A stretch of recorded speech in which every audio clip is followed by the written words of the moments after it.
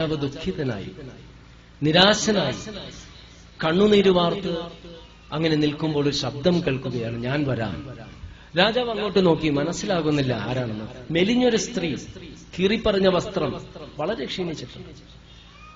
രാജാവ് പിന്നെയും നോക്കി, അങ്ങനെ പല പ്രാവശ്യം നോക്കിയപ്പോൾ ഓർമ്മയുടെ ആ കവാടങ്ങള് പതുക്കെ തുറന്ന് ആ മുഖം എന്നോ കണ്ടു മറന്ന മുഖം, ആദ്യത്തെ ഭാര്യയായിരുന്നു.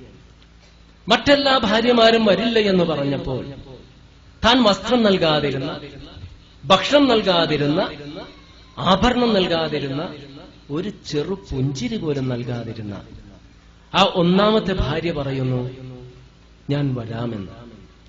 രാജാവിന് ഒരുപാട് ദുഃഖമുണ്ടായി.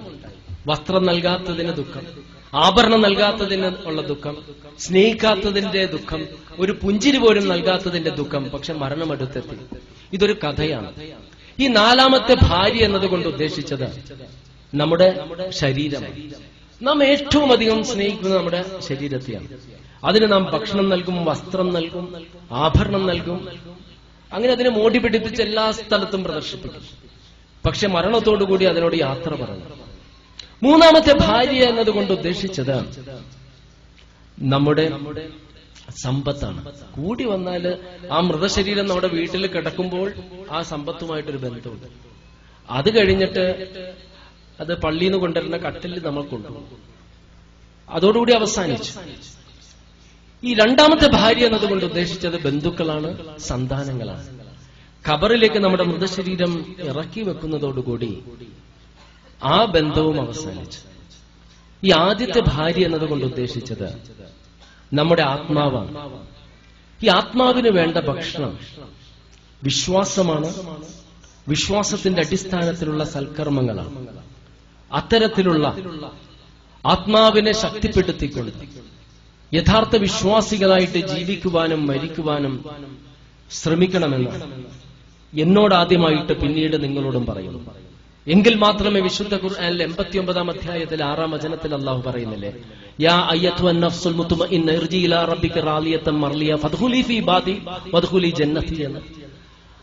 തൃപ്തി ലഭിച്ച, അല്ലാഹുവിൽ നിന്ന് തൃപ്തി ലഭിച്ച, സ്വയം തൃപ്തിപ്പെട്ട ആത്മാക്കളായിട്ട് എന്റെ ദാസന്മാർക്കിടയിൽ പ്രവേശിക്കട്ടെ, സ്വർഗത്തിൽ പ്രവേശിക്കട്ടെ എന്ന് അല്ലാഹു പറയുന്നില്ലേ.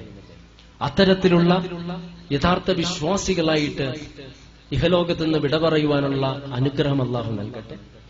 ഇതിനുശേഷം സമയം വളരെ താമസിച്ചിട്ടുണ്ട്. പ്രസക്തമായ ചോദ്യങ്ങൾ ചോദിക്കുക. പലപ്പോഴും ചോദ്യോത്തര വേളയിൽ ചോദ്യകർത്താവിനെ പരാജയപ്പെടുത്താനുള്ള മനോഭാവത്തിൽ വരുന്ന ആളുകളുണ്ട്. ഇതില് ഈ ചോദ്യങ്ങളെ സംബന്ധിച്ചിടത്തോളം ഈ പരാജയത്തിന്റെ പ്രശ്നമൊന്നുമില്ല. അറിയുന്നത് അറിയും എന്ന് പറയും. എന്നെ സംബന്ധിച്ച് ഞാൻ എല്ലായിടത്തും പറയുന്നുണ്ട്, ഞാനൊരു അഭിഭാഷകനാണ്. എനിക്ക് കിട്ടുന്ന പരിമിതമായ സമയങ്ങളിൽ പഠിച്ച് മനസ്സിലാക്കിയിട്ട് പറയുന്ന അഭിപ്രായങ്ങളാണ്. ഈ അഭിപ്രായങ്ങൾ എപ്പോഴും നിങ്ങൾ ഖുർആന്റെയും പ്രവാചക വചനങ്ങളുടെയും അടിസ്ഥാനത്തിൽ വേണം സ്വീകരിക്കാനും തിരസ്കരിക്കാൻ. ഇനി ഏതെങ്കിലും ചോദ്യത്തിന് എനിക്ക് ഉത്തരമില്ല എങ്കിൽ എന്റെ പരിമിതിയാണ്, ഒരിക്കലും ഇസ്ലാമിന്റേതല്ല.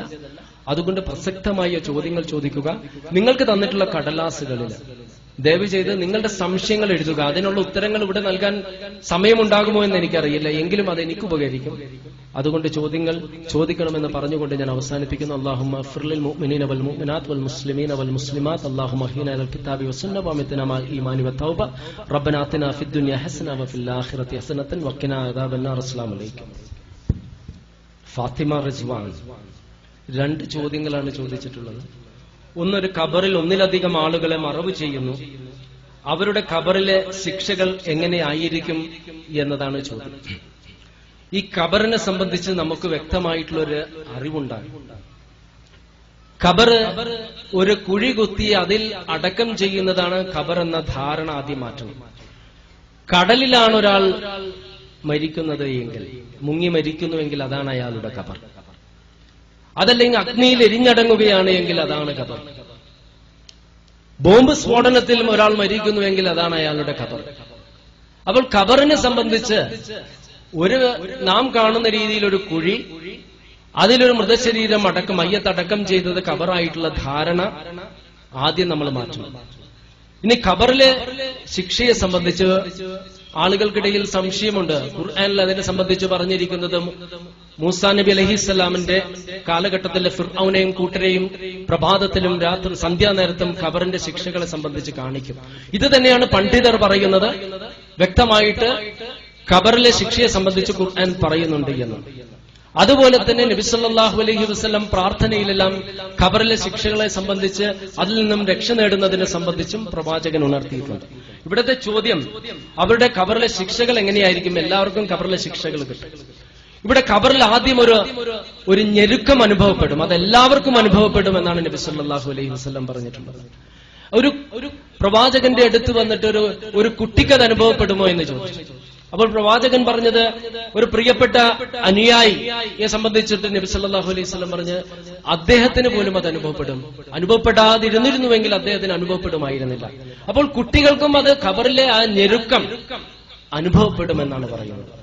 ഇത് ഖബറിലെ ശിക്ഷയെ സംബന്ധിച്ച് നല്ല ആളുകൾക്കും അതുപോലെ തന്നെ പാപം ചെയ്ത ആളുകളുമുണ്ട്. യഥാർത്ഥത്തിലുള്ള വിശ്വാസികളോട് അള്ളാഹു ചോദ്യങ്ങൾ ചോദിച്ച ശേഷം അവർക്ക് സ്വർഗത്തിലേക്കുള്ള ഒരു കവാടത്തെ സംബന്ധിച്ചുള്ള കാഴ്ച അവരുടെ ആത്മാവിന് അനുഭവപ്പെടുമെന്നാണ് നബി സല്ലല്ലാഹു അലൈഹി വസല്ലം പറഞ്ഞിട്ടുള്ളത്. പാപികളെ സംബന്ധിച്ചിടത്തോളം നരകത്തിലെ ശിക്ഷ, യഥാർത്ഥത്തിലുള്ള ശിക്ഷ അവർ അനുഭവിക്കുന്നില്ലെങ്കിലും അത് നിരന്തരം അവർക്ക് അനുഭവപ്പെട്ടുകൊണ്ടിരിക്കും എന്നാണ് നബി സല്ലല്ലാഹു അലൈഹി വസല്ലം ഉണർത്തിയിട്ടുള്ളത്.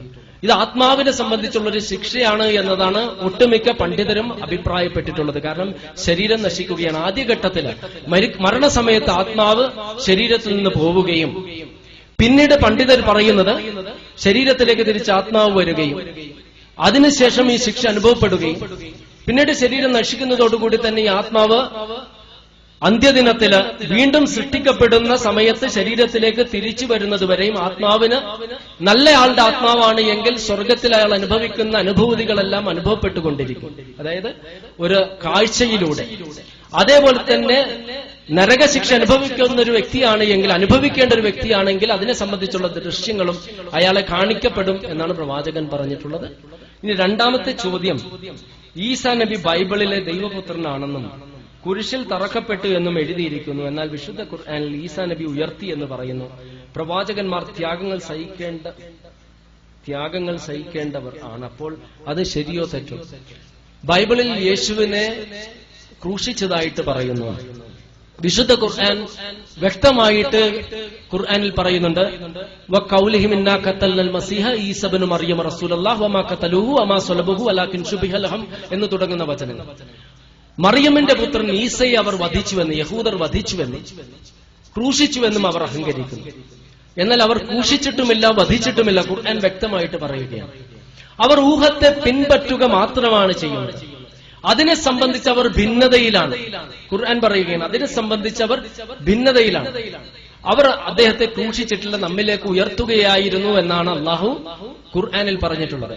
ബൈബിൾ പരിശോധിച്ചാൽ ഇത് നമുക്ക് വ്യക്തമായിട്ട് മനസ്സിലാക്കുവാൻ സാധിക്കും. യേശുവിനെ ക്രൂശിച്ചതൊരു വെള്ളിയാഴ്ച. ഖുർആൻ പറയുന്നത് അവർ തമ്മിൽ ഭിന്നതയായിരുന്നു എന്നതാണ്. ഒരു വെള്ളിയാഴ്ച 12 മണിയോടുകൂടി എന്നതാണ്. സാധാരണ കുരിശ് മരണം എന്ന് പറയുന്നത് ഒരുപാട് സമയമെടുത്ത് ചിലപ്പോൾ ദിവസങ്ങളോളം കുരിശിൽ കിടന്ന് മരിക്കുന്നതാണ് ഒരു കുരിശിൽ കിടന്നിട്ടുള്ള മരണം. ഇവിടെ യേശുവിനെ 12 മണിക്ക് കുരിശിൽ കയറ്റിയിട്ട് 3 മണിയോടുകൂടി ജീവൻ പോയി എന്നാണ് ബൈബിളിൽ എഴുതപ്പെട്ടിട്ടുള്ളത്. ഇതിനെ സംബന്ധിച്ച്